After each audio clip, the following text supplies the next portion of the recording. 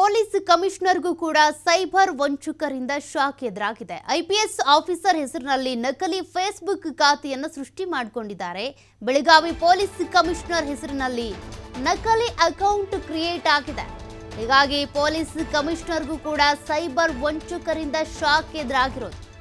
IPS officer ಹೆಸರಲ್ಲೇ ನಕಲಿ ಖಾತೆ ಸೃಷ್ಟಿಯಾಗಿದೆ. ಬೆಳಗಾವಿ ಪೊಲೀಸ್ ಕಮಿಷನರ್ ಹೆಸರಿನಲ್ಲಿ ಫೇಕ್ ಅಕೌಂಟ್ ಕ್ರಿಯೇಟ್ ಮಾಡಿಕೊಂಡಿದ್ದಾರೆ. ಅಧಿಕಾರ ಸ್ವೀಕರಿಸಿ ತಿಂಗಳಾಗೋ ಮುನ್ನ ವಂಚಕರ ಕಿತಾಪತಿ ಶುರುವಾಗಿದೆ. ಕಮಿಷನರ್ ಭೂಷಣ್ ಭರಸೆ ಹೆಸರಿನಲ್ಲಿ ನಕಲಿ ಖಾತೆ ಸೃಷ್ಟಿಯಾಗಿದೆ. ಬಿ ಭೂಷಣ್ ಗುಲಾಬಾವೋ ಐಪಿಎಸ್ ಹೆಸರಿನಲ್ಲಿ ಈ ಒಂದು ನಕಲಿ ಖಾತೆಯನ್ನ ಕ್ರಿಯೇಟ್ ಮಾಡಿಕೊಂಡಿದ್ದಾರೆ.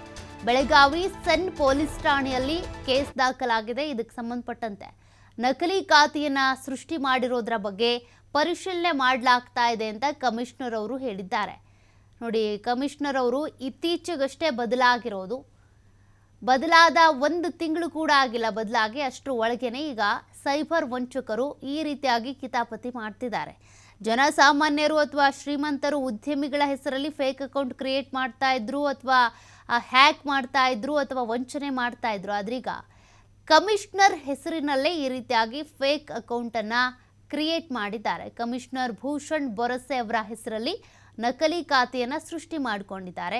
ಹಾಗಾಗಿ ಅದಕ್ಕೆ ಸಂಬಂಧಪಟ್ಟಂತೆ ಒಂದು ಪೋಸ್ಟ್ ಹಾಕ್ಕೊಂಡಿದ್ದಾರೆ ಅವರು, ಕಮಿಷನರ್ ಅವರು.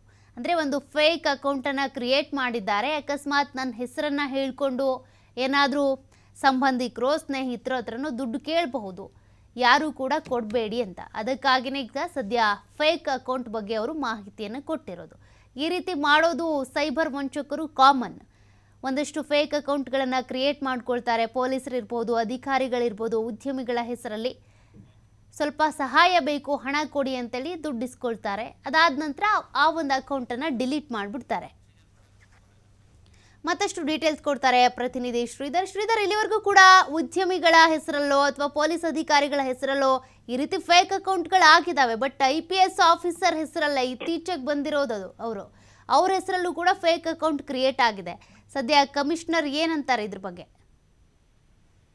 ಸ್ವಲ್ಪ ಪ್ರಮುಖವಾಗಿ ಈಗ ಬೆಳಗಾವಿ ಪೊಲೀಸ್ ಕಮಿಷನರ್ ಹೆಸರಲ್ಲಿ ಕೂಡ ಈಗ ನಕಲಿ ಅಕೌಂಟ್ ಸೃಷ್ಟಿಯಾಗಿರ್ತಕ್ಕಂಥದ್ದು ಏನು ಪ್ರಮುಖವಾಗಿ ಸೈಬರ್ ವಂಚಕರ ಈ ಒಂದು ಏನು ಕೃತ್ಯ ಏನಿದೆ ಇದು ಬೆಳಗಾವಿ ಪೊಲೀಸ್ ಕಮಿಷನರ್ ಕೂಡ ಒಂದು ಶಾಕ್ ಆಗಿದೆ. ಯಾಕಂದ್ರೆ ಬೆಳಗಾವಿ ಪೊಲೀಸ್ ಕಮಿಷನರ್ ಆಗಿ ಈಗಷ್ಟೇ ಒಂದು ಅಧಿಕಾರ ಸ್ವೀಕರಿಸುವ ಒಂದು ತಿಂಗಳಾಗಿರ್ತಕ್ಕಂಥದ್ದು. ಬೆಳಗಾವಿ ಪೊಲೀಸ್ ಕಮಿಷನರ್ ಅಂತ ಭೂಷಣ್ ಬೋರ್ಸೆ ಏನಿದ್ದಾರೆ ಇವರು ಅಧಿಕಾರ ಸ್ವೀಕರಿಸುವ ಒಂದು ತಿಂಗಳಾಗಿದೆ.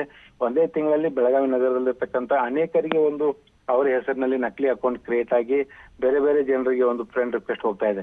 ಈ ಒಂದು ವಿಚಾರ ಪೊಲೀಸ್ ಆಯುಕ್ತರ ಗಮನಕ್ಕೆ ಬಂದ ತಕ್ಷಣವೇ ಒಂದು ಬೆಳಗಾವಿಯ CN ಪೊಲೀಸ್ ಠಾಣೆಯಲ್ಲಿ ಈಗಾಗಲೇ ಒಂದು ಪ್ರಕರಣವನ್ನು ಕೂಡ ದಾಖಲಿಸಲಾಗಿದೆ. ಏನು ಇನ್ಸ್ಪೆಕ್ಟರ್ BR ಗಡೇಕರ್ ನೇತೃತ್ವ ತಂಡ ಕೂಡ ಈ ಒಂದು ಪ್ರಕರಣದ ತನಿಖೆ ಕೂಡ ಆರಂಭಿಸಿದ್ದಾರೆ.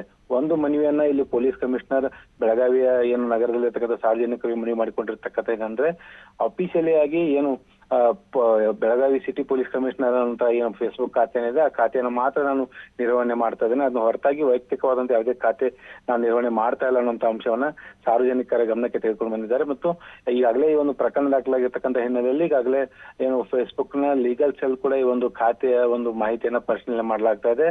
ಆ ಒಂದು ಯಾರು ನಕಲಿ ಖಾತೆ ಮಾಡಿದಾರೋ ಅವರನ್ನು ಪತ್ತೆ ಹಚ್ಚಿ ಅವ್ರು ಬಂಧಿಸುವಂತ ಕೆಲಸವನ್ನು ಕೂಡ ನಾವು ಮಾಡ್ತೀವಿ ಅನ್ನೋಂತ ಒಂದು ಭರವಸೆಯನ್ನು ಕೂಡ ಪೊಲೀಸ್ ಆಯುಕ್ತರು ಕೊಟ್ಟಿರ್ತಕ್ಕಂಥದ್ದು. ಆದ್ರೆ ಸಾರ್ವಜನಿಕರಿಗೆ ಒಂದು ಈ ಒಂದು ಮಾಹಿತಿ ಕೊಡುವ ಮೂಲ ಉದ್ದೇಶ ಏನಂದ್ರೆ ಸೌಖ್ಯ, ಯಾಕಂದ್ರೆ ಒಬ್ಬ ಪೊಲೀಸ್ ಅಧಿಕಾರಿಯೇ ಒಂದು ಬೆಳಗಾವಿಯಲ್ಲಿ ಇರ್ತಕ್ಕಂಥ ಅನೇಕ ಜನರಿಗೆ ಫ್ರೆಂಡ್ ರಿಕ್ವೆಸ್ಟ್ ಆಯ್ತಂತ ಸಂದರ್ಭದಲ್ಲಿ ಅವರೆಲ್ಲರೂ ಕೂಡ ಉತ್ಸುಕರಾಗಿ ಅದನ್ನ ಸ್ವೀಕಾರ ಮಾಡ್ತಾರೆ. ಜೊತೆಗೆ ಈ ರೀತಿ ಸೈಬರ್ ವಂಚಕರು ಈ ಹಿಂದೆ ಕೂಡ ಅನೇಕ ರಾಜಕಾರಣಿಗಳಾಗಿರ್ಬೋದು, ಪೊಲೀಸ್ ಅಧಿಕಾರಿಗಳಾಗಿರ್ಬೋದು ಅಥವಾ IPS ಅಧಿಕಾರಿಗಳಾಗಿರ್ಬೋದು, IS ಅಧಿಕಾರಿಗಳಾಗಿರ್ಬೋದು ಇವ್ರ ಹೆಸರಿನಲ್ಲಿ ನಕಲಿ ಖಾತೆ ಸೃಷ್ಟಿ ಮಾಡಿ ಜನರಿಂದ ಹಣವನ್ನ ವಸೂಲಿ ಮಾಡುವಂತ ಪ್ರಕರಣಗಳು ಕೂಡ ಬೆಳಕಿಗೆ ಬಂದಿದ್ದು. ಹಾಗಾಗಿ ಯಾರು ಕೂಡ ಈ ಇಂಥ ಸೈಬರ್ ವಂಚಕರ ವಂಚನೆಗೆ ಒಳಗಾಗಬಾರ್ದು ಅನ್ನುವಂತ ಮನವಿಯನ್ನ ಬೆಳಗಾವಿ ಪೊಲೀಸ್ ಆಯುಕ್ತರು ಬೆಳಗಾವಿ ಜನರಲ್ಲಿ ಮಾಡಿಕೊಂಡಿದ್ದಾರೆ. Okay, thank you Sridhar ಡೀಟೇಲ್ಸ್ಗೆ.